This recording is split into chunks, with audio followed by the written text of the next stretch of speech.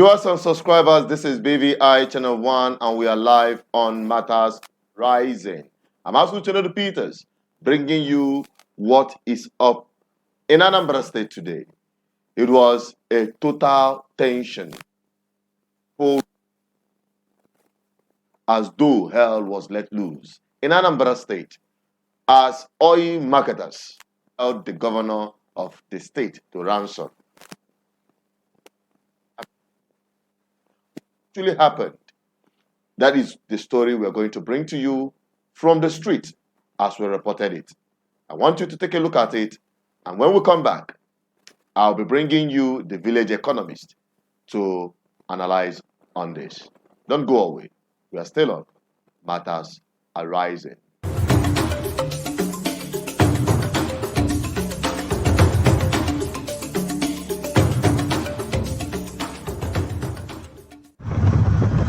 Most of the filling stations in Africa today no open.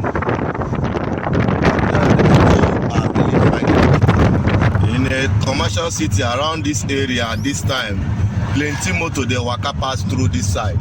But you see, as every filling station is under lock and keys. See that? I don't know what they are protesting about, but in Onitsha today, you see the roads are empty.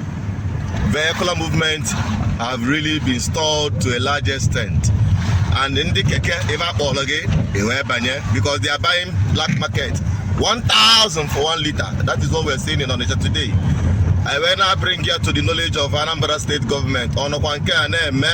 What is the actual reason why this thing is happening? Please wade into it. The people are suffering as we speak. See all the filling stations around, they are all closed. None is in operation. Just look at this one. Every one of them, all closed. All filling stations, under lock and key. And we are asking the government, please, are you not seeing what is happening? Even if you are not feeling the heat, but at least you can see it. Okay, I wonder how many people who could afford this high cost of transportation today, to and fro. Just look at it. Every one of them. I'm just driving through Oka Road. So as you see this video, they help us the share them because the people are suffering as I speak. I just want to drive through Oka Road so that you see all the filling stations.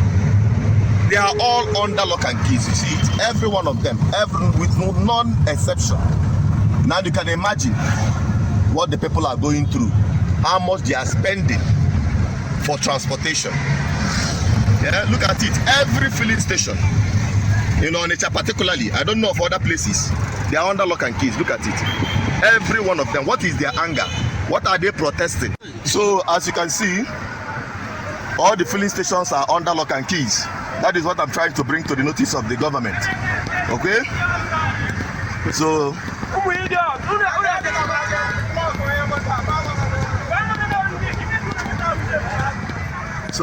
we are just bringing this information to you.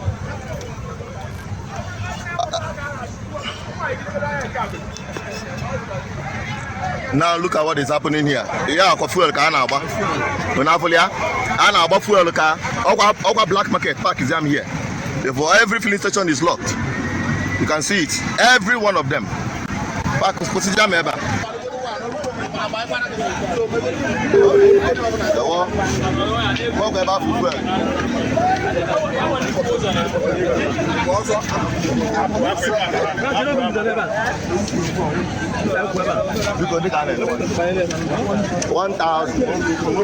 Only you go to Nigeria, Nigeria na number ever there. Wow.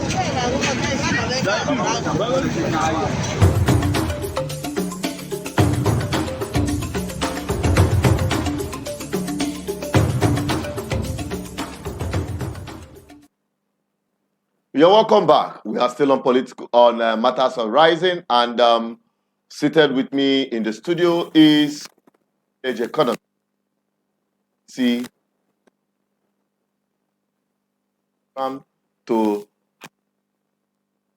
issue today on Matters Arising. WC, you're welcome to the program. mute yourself so that our viewers.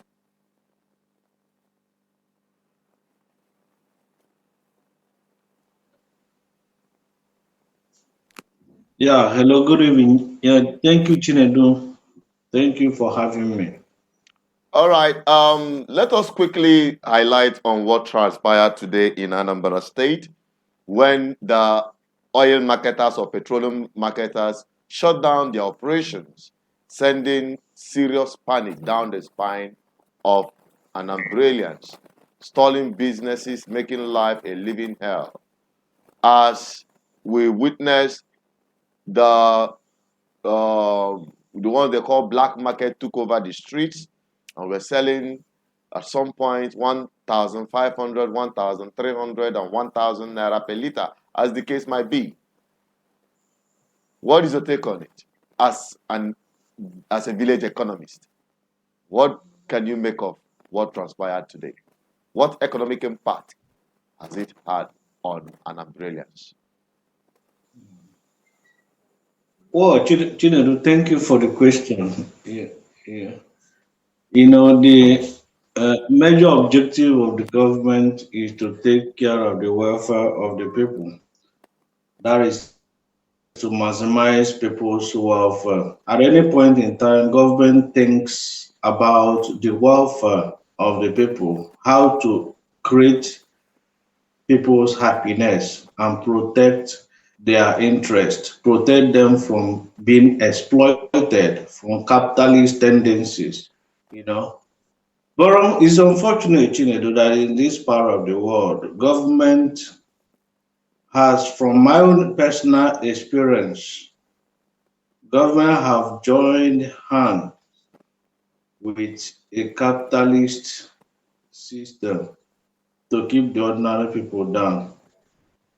What we are seeing and what we've seen today in Anambra, because myself personally, I went out today with the transport system known to the ordinary people as Keke. So I witnessed what happened today firsthand. It's not like the transportation costs uh, esca- uh, escalated to the high heavens. A distance that I used to pay 200 naira, but I paid 500 naira today. So the increment was abnormal. So what happened today is the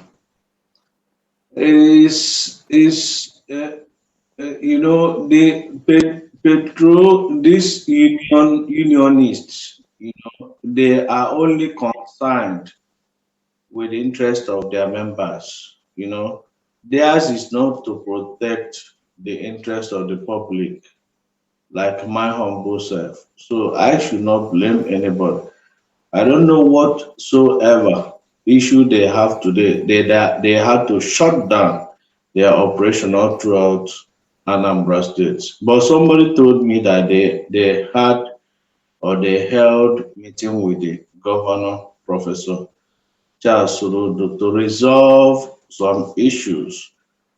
So I am not blaming any marketer or a marketer because at any point in time, theirs, as somebody who understands the workings of the economy, their major target is to make profit, maximize profit, exploit consumers, make abnormal gain in whatever thing they're doing. They are always after their own personal interests. So, to a very large extent, a capitalist or a person is a very selfish minded individual. He doesn't think about the economy, he doesn't think about the growth, he doesn't think about people's income or the welfare of the economy. All what he thinks about is his money, making profit.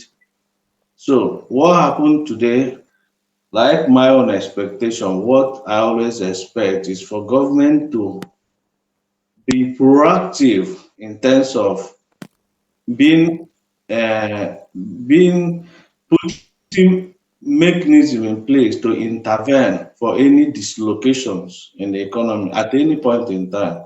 Though there should be there at times that there should be issues, but whenever you have issue like this, you know, government always intervenes.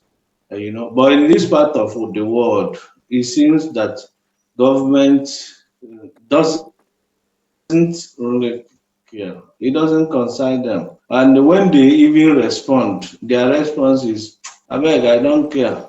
Anything goes. People will always survive. I will be surviving. That is the truth, Chinedu. Let's see if you have any other question, I can handle No, it. no, of course. I have so many questions to put across to you, but the major thing is that the government, as an institution, their responsibility is to maximize profit. No, And their maximization of profit has to government do is with not. social welfare.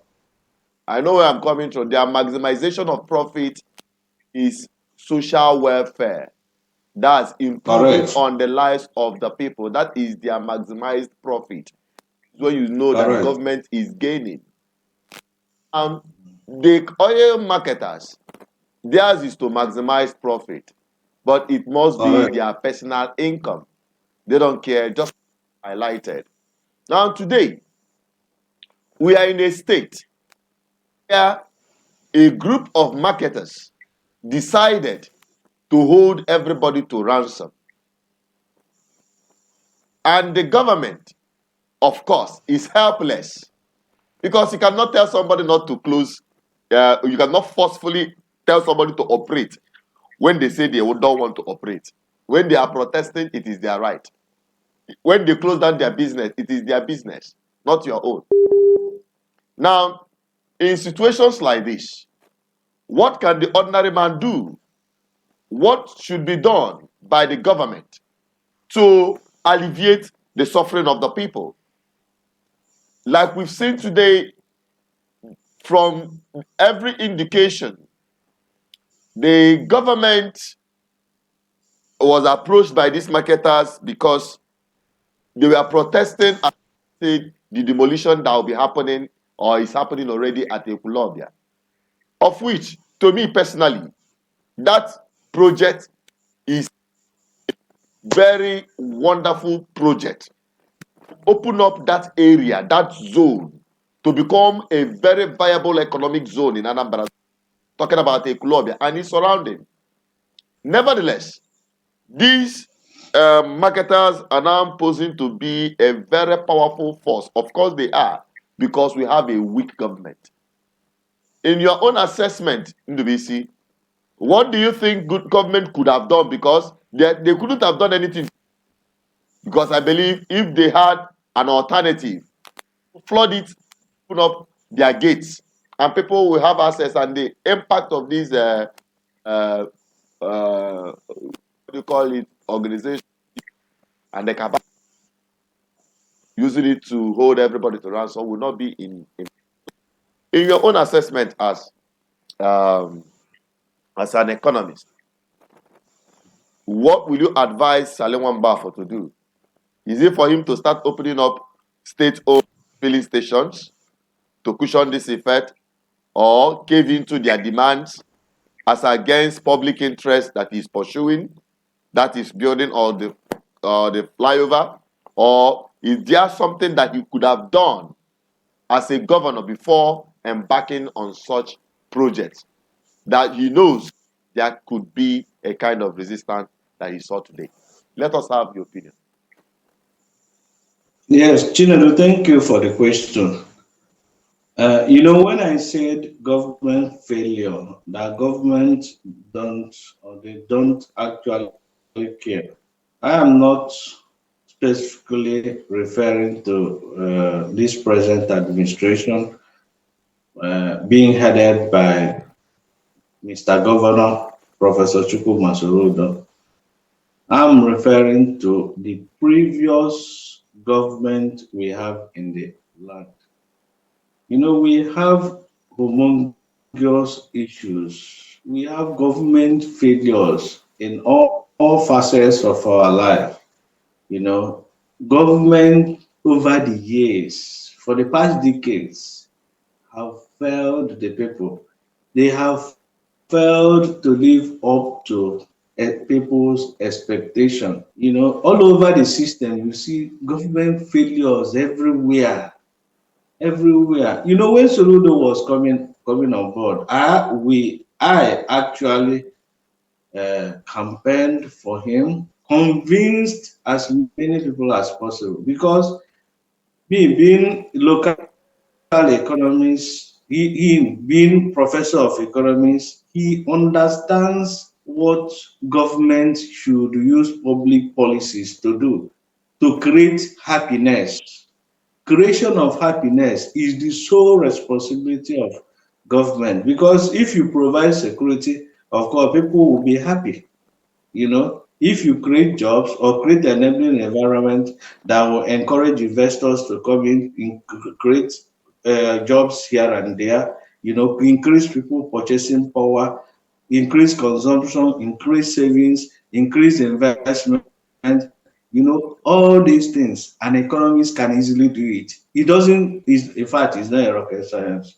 It's not a rocket science. So my knowledge and my understanding of workings of the economy and the system, how to build institutions, how to build government institutions, it is that belief, that conviction that I have, that if we have an economist, a professor of economics being in charge of the state, at any point in time, he will know what to do. So it's not for me to begin to advise him on what to do. But me being somebody outside, being on the street, I should be able to say that this is what I expected him to do, but he hasn't done it, and this is what he has done, and this is what I believe he will do.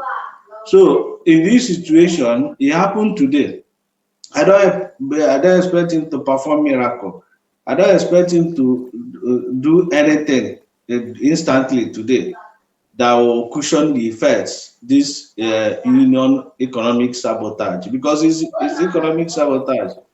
You know, this guy's action for single day has, their action have really affected the economic activities in Anambra today. So I am not blaming the governor or the Anambra state government for not doing what they should have done, because as you said, you know, that project that prompted the action of oil marketers, you know, is not government's fault, because government has already done the needful to propose a project that will serve public interest, even though some people will be affected. And I know before now that oil marketers have called the attention of governor and requested for discussion so that he will reconsider his decision of his decision to demolish about, I think about 6 or 9 fleet stations along the Pulau road. I think that I is think they were calling about starting or thereabout. It's more than 10 okay. along that. Okay, sorry. Okay, sorry, I don't have the figure Yeah, at but heart. irrespective of that, is there not a way government checkmates the activities of some of these unions? Yes, Probably like I said, put up a sanction, because you cannot just hold the people to ransom. But if you want to go on a strike, at least you should notify the public. That is what a responsible organization should think of. While they are thinking of their own interest, they should also be thinking of those whom their action is going to impact on. It created a lot of chaos. You see people who trekked for a very long distance, people who couldn't afford transportation, and people who are stuck. What of someone that is on emergency? What of someone that couldn't afford it and needed to be taken to hospital? All of people don't just, they just think about themselves and don't think about the impact what their actions is bringing to the untold hardship it is bringing upon people. So that is what we're talking about. If the government is responsible enough, there should be a sanction to this action, because if you are out there on the street today, you will pity. You will pity an average man on the street. There is a woman that I saw heavily pregnant, walking and sweating. You will know that today. You can imagine. So these are just few among many that went through it. Some people couldn't even go to their shops today. And you know what that means? You know what that means? And the transport system, the transport providers, the keke napep, the bus drivers, trust them. One drop, 500, so some places 700. But you can't blame them, because they are buying what do you call it? They are buying black market, 1,500 per liter. Even those ones that are doing black market, sometimes I wonder, between the people and the Nigerian government, which one was passed? Between Nigerians and their government, now which one was passed? That's just my own take. What can you say of this? I think your question is, going forward, what do I think that government should do to mitigate against the situation like the ugly situation we have today? Exactly. Because I do not expect government to know, or even before now, that these guys will go on strike. I do know that at times they go on strike to press down their demand. But going forward, or even as at last year, when Soludo came on board as the governor of Anambra State, he should have put certain things in place. But of course, it's not like I'm giving excuse for him. You have many other issues, security issues, many other issues he's handling. I'm not giving excuse for him. But to handle this kind of a situation, like this crisis situation, policy recommendation. Now, government can provide boxes, transportation, like Obiano did it, really is working. I don't know where all those buses are presently, but in this case, government can provide commuter boxes, just intra-state.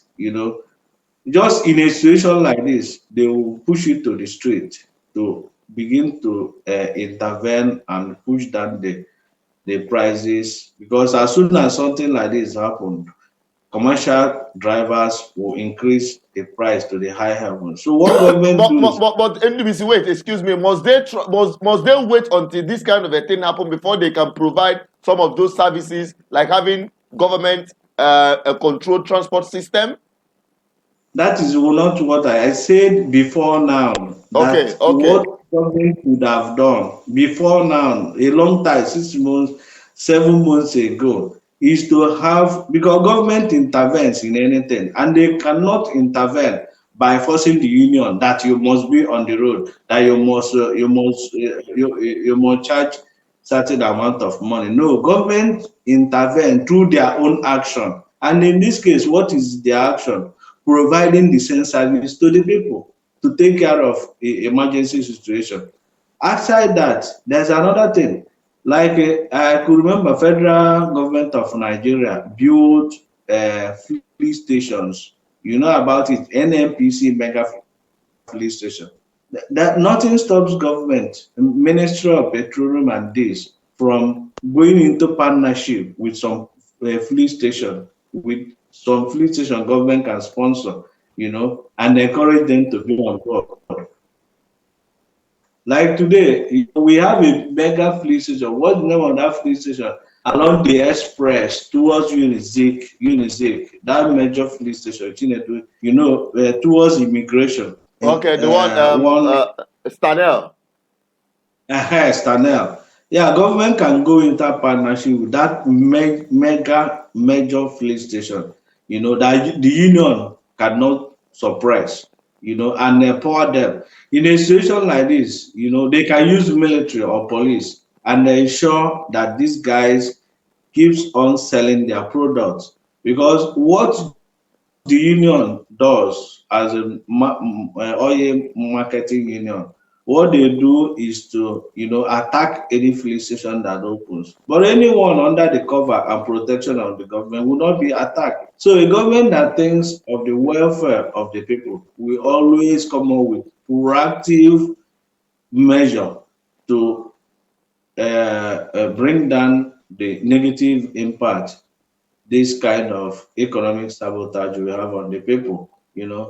That is my policy recommendation. They can either use bulbs or use a filling station, mega filling station, which they sponsored. But Chinedu, in terms of unionism is everywhere. Union strike or action is everywhere in Nigeria. It's not something you can stop overnight. No. We are not. Nobody is saying that you should So stop it's only when the act of unionism to protect interest of their members, especially in a society. The government cares little or less about the welfare of both businesses and the people. But in this case, what happened today, honestly speaking, my own interest is seeing the ordinary people suffering, because when two elephants fight, it is the grass that suffers. And in this case, the grass we're talking about happened to be the people, which is totally, as far as I'm concerned, totally unacceptable, as far as I'm concerned. Okay? Seeing people go through hell, at least on both sides, the union, they should at least look forward in trying to consider the impact their actions will have on the society. But nobody's saying don't go on strike. But at least you can announce it that you will be going on strike on so day. And you give it as a notice to government to come on the table. And when government refuses, on that day, everybody must have known that you are going on strike. And people will make adjustments. People will, do some adjustment that will ameliorate or cushion the impact of your action. That is what I'm talking about, because when we talk about good governance, it is both sides, both from the people and also from the government. Now we are talking about the government whom their businesses, every business of government in this part of the world have failed. Everything they put their hands is just completely very ineffective. Very, very ineffective. Most times very irresponsible. Talking about transportation, we know that Anambra State has a transportation system. Trackers. Where is it today? Where is trackers? Even as it is being commercialized. What is their efficiency and effectiveness? You are recommending that they should have done something like that, but they had it already. But these things are dead. Most of the institutions of government or what they initiated don't work. What's the problem? And I can tell you, if you look inward, you see greed and corruption from among those who are operating it and from inside government. So these are part of the things we are talking about, and these are one of the reasons we advocate for good governance. That's why we need a responsive and a responsible government to be proactive. That is just my own take into BC. Government should be proactive, and most times or sometimes be able to be ahead and be in charge, be in control of your system. And when governments are proving that it is no longer in control of its system, to be honest with you, anything goes. And that is what we're having today. So NBC, I appreciate for your contribution, and I hope those who are in charge will take some of your recommendations, because I believe they are watching. And to those who are watching, I know some of you must have had your commentaries. We hope that from what we are saying, you'll be able to help us share it to other people to get some of the highlights of what we are discussing today. So, NDBC, give us your closing remarks so that we can wrap it up on today's matters arising. Yeah, Chinedu, thank you. I think if you ask me, the strike, is it avoidable or the governor of Anambra State, does he have the capacity to prevent what happened today or to stop the strike from going on? He has. It's only that maybe the agency of government marketers, somebody somewhere somehow did not do what you're supposed to do. Because if government has taken decision to pull down those filling stations, certain things the parties should ought to have come to table for discussion before now. I don't believe that option was exhausted. Most times strike goes on because of certain decision from government which doesn't go well with the other party. So I believe this situation could have been avoided. Outside that, I want to still add, because we are saying that government has failed and everybody has failed. The system, the Nigerian system, the state system, why Nigeria public sector is inefficient is because of poor wage system. Their reward system is too poor. Then the sanction side, you have to balance the reward and sanction.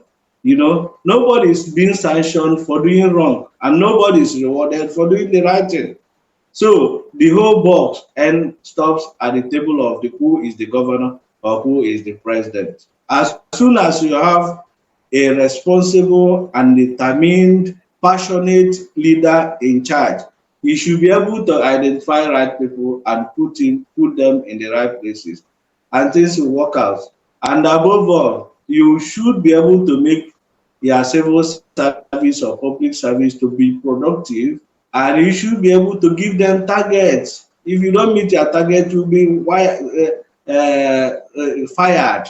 And again, if you are sending somebody to work, you have to make adequate provision for him in terms of providing housing for him, paying living wage, not slave like peanuts our public officers or civil servants are receiving. And what do you expect?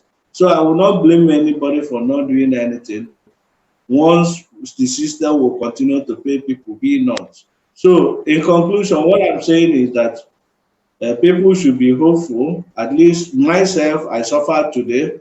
We've been suffering anyway with increase. You just imagine from 195,000, we are buying for 500 and something naira, apart from what happened today. And people have been surviving. So it's not like it's encouraged, it's because of bad governance. And that is why I am ambassador of good governance. So I will continue to advocate for good governance and holding those people in government accountable. This is what I have chosen to be my passion, and I will continue to do it every day of every of my life. Thank you, Chinedu. Thank you very much. Thank you so much, NDBC, for joining on the program. That is the Village Economist. And to you who have watched this far, somebody asked a question. Boniface Uzoma said, what exactly do the stations want from the government? They are protesting the demolition exercise going on somewhere in Anambra State, at Ekulobe to be precise, over the flyover that was being proposed to be constructed. So they are just doing the protest, and they are demanding that either compensation. Their demand actually is not really clear at this point, whether they are asking for government to stop the project entirely or compensate them. Whatever the case might be, we are still going to find out as we continue on this program. NDBC, thank you for joining on the program, and we appreciate you very well. We hope that you're going to be part of more of our discussion as a big-time partner in this project for good governance. Thank you, NDBC. You're welcome. All right, Thank you, Chinedu. all right, to our viewers out there, thank you for watching. We appreciate every one of you who have joined in this program tonight. We hope to come back again and improve on our service, improve on our, programs. We see a whole lot of things have changed. We're trying to improve. We appreciate you for your support and your belief in us, in what we do. And we will not disappoint you. We have so many programs on our platform. We have so many videos that we're being published. Please, in any way, we cannot be 100% correct, but in any place there are mistakes, we try to improve. But our most important commitment in this project is to inform the people better and also be a watchdog, the police, with the police government. And that is an advocate for good governance. This is not just a secular media platform, though we operate within the confines of the law and professionalism. But yet, we are not just being, gagged by the secular, being politically correct, and the rest of that. I'm just a citizen journalist, as people may call it, and an advocate for good governance. What they call the Archbishop of Good Governance Ministry. So that is it, my people. I appreciate you for watching. Keep subscribing, keep liking, keep sharing. Join us on our program as we continue to be publishing some of our content, palaver, political review, the updates from the court, and daily happenings that is happening around us. And most importantly, our community service. You can be a partner to this project on GGN to better our society. Until I come your way, I still remain as Lieutenant Peters, saying, in everything you do, please stay safe. That is most important. In everything you do, please stay safe. Till I come your way, stay safe. Bye-bye for now.